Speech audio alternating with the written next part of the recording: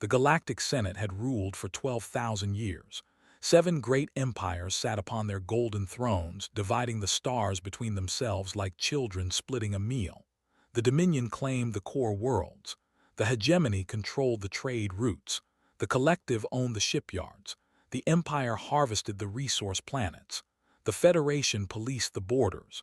The dynasty guarded the ancient gates, and the kingdom kept the sacred knowledge. Together, these 7 powers believed they knew everything about the universe. They had mapped every corner of explored space. They had every intelligent species. They had conquered or absorbed every civilization that dared to rise against them. For 12,000 years, nothing had surprised them. Nothing had challenged their absolute authority. Then came the day that broke the galaxy. High Lord of the Dominion was attending the Grand Summit on the capital world of Prime. All 7 rulers had gathered in the Crystal Palace, a structure so vast that it contained its own weather systems. They were discussing the usual matters of territory and taxation when the first alarm sounded. Nobody paid attention. Alarms happened sometimes. Pirates, smugglers, minor rebellions. The 7 empires had officers to handle such things. But then came the second alarm, and the third, and within moments every communication device in the Crystal Palace was screaming with emergency signals. Admiral of the Hegemony pulled up a holographic display in the center of the summit chamber. What he saw made his 4 hearts stop beating for a full second. A ship had appeared at the edge of the system, not through the hyperspace lanes that the dynasty controlled, not through any known method of faster-than-light travel. The ship had simply materialized out of empty space, as if reality itself had opened a door and let it through. The ship was massive. Early readings suggested it was larger than any vessel in the combined Imperial fleets. Its design was completely unknown. Sharp angles, dark metal, strange energy signatures that the sensors could not identify, and it was heading directly toward Prime at a speed that should have been impossible. Supreme Matriarch of the Collective checked her personal database. Her people had built ships for 10,000 years. They knew every design, every engine type, every weapon system in the galaxy. She found nothing that matched this vessel. The ship was completely alien to everything they had ever encountered. First contact protocols were activated. The Federation, as keepers of diplomatic relations, sent a standard greeting message in the 500 most common languages. There was no response. They tried again. Nothing. The ship continued its approach, silent as death. Elder commanded his resource fleet to intercept. 40 warships moved to block the unknown vessel. These were not small craft. Each warship could crack a planet. 40 of them together represented enough firepower to sterilize an entire star system. They formed a wall between the mysterious ship and Prime, weapons charged and shields raised. The unknown vessel did not slow down. It did not change course. It simply kept coming, as if the 40 warships were nothing more than dust in its path. Elder ordered his fleet to fire. What happened next would be studied for centuries. The combined firepower of 40 warships struck the unknown vessel all at once. The blast was so bright that it temporarily blinded the sensors of every ship in the system. When the light faded, everyone expected to see debris. They expected to see the broken remains of the strange ship scattered across space. Instead, they saw the ship continuing forward without a single scratch. The attack had done absolutely nothing. Panic began to spread through the Imperial fleets. The 7 rulers in the Crystal Palace looked at each other with something they had not felt in thousands of years. Fear. True, genuine fear. The unknown ship finally stopped. It hung in space above Prime, blocking out the sun like an eclipse. For 3 hours it simply waited. The entire galaxy watched, holding its collective breath. No one knew what to do. No one had ever faced anything like this. Then the ship spoke. A voice broadcast across every communication channel in the system. It spoke in a language that no translator could identify. Yet somehow, everyone understood it perfectly.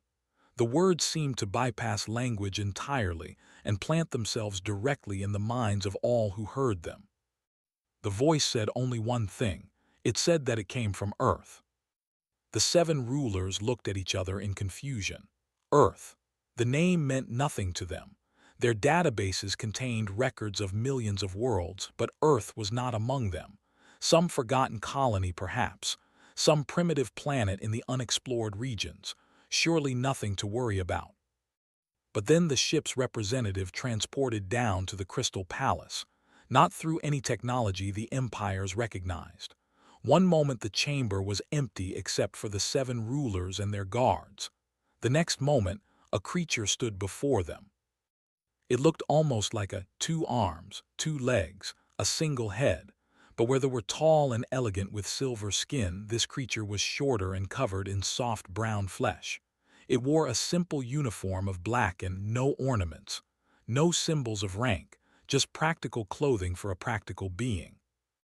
The creature introduced itself as Commander Sarah of the Earth Warship Defiance. It explained that it came from a planet called Earth, located in a small yellow star system on the far edge of what the empires called the Dead Zone. For 200 years, the humans of Earth had been watching the seven empires, learning, studying, preparing. The seven rulers laughed. The Dead Zone was called dead because nothing lived there. Their scouts had surveyed it thousands of years ago and found nothing but barren rocks and empty space. No civilization could have developed there without their knowledge. Commander smiled. She explained that humans were very good at hiding, very good at watching, very good at waiting. For 2 centuries, they had observed how the seven empires treated the smaller species of the galaxy. They had seen the slavery, the genocide, the endless wars fought for profit and pride. They had watched entire civilizations be erased for the crime of existing in the wrong place. The humans had decided that this would stop. High Lord laughed louder than anyone. He called the human a fool. One ship, no matter how large, could not challenge 7 empires that controlled millions of worlds and trillions of soldiers. He ordered his guards to seize the human and throw it into a cell. The guards moved forward. They never reached their target. Commander did not move. She did not fight. She simply looked at them with calm eyes, and the guards fell unconscious where they stood. No visible weapon, no explanation, just a look and they were down. The laughter stopped. Commander continued speaking. She explained that the Defiance was not alone. It was the first ship through the door. Others were coming, many others. An entire fleet that had been building in secret for 200 years, using technologies that the 7 empires could not even imagine. The humans had not come to negotiate. They had not come to ask permission. They had come to deliver a warning. The age of the 7 empires was over. The thrones would crumble. The slaves would be freed. The conquered peoples would be given back their worlds. And any empire that tried to stop this process would face the full power of the Earth fleet. Supreme Matriarch demanded to know how one small species could possibly defeat 7 empires. Commander simply pointed up at the Defiance hanging above the planet.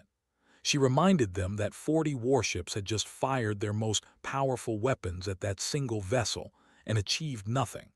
She asked them to imagine what would happen when 1,000 such ships arrived. The rulers tried to call for their own fleets, but their communications were blocked. Their weapons systems were offline.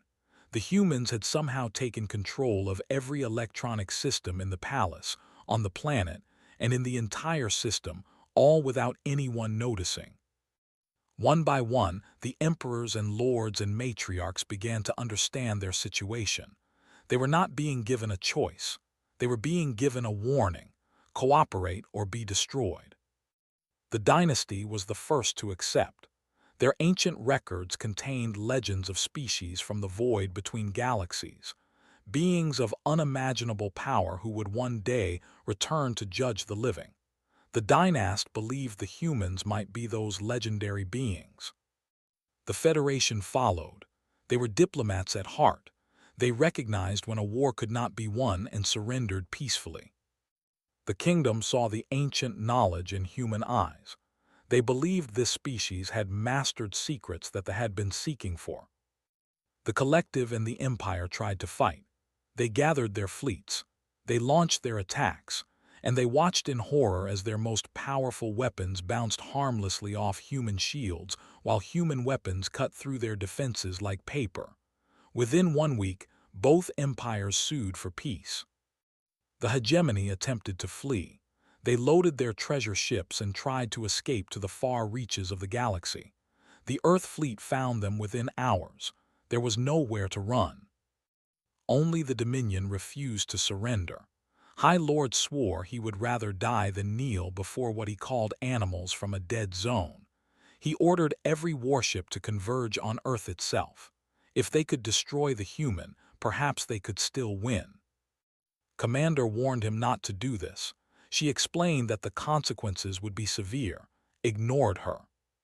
The fleet jumped toward Earth. 10,000 warships, the largest armada ever assembled in galactic history, aimed at destroying a single planet. They emerged from hyperspace expecting to find a world to burn. They found a wall of ships waiting for them. Not hundreds, not thousands, millions. The humans had built more warships than the 7 empires combined. They had hidden them in pocket dimensions, in folded space, in places that no sensor could detect, and now they were revealed. The fleet was captured without a single shot being fired.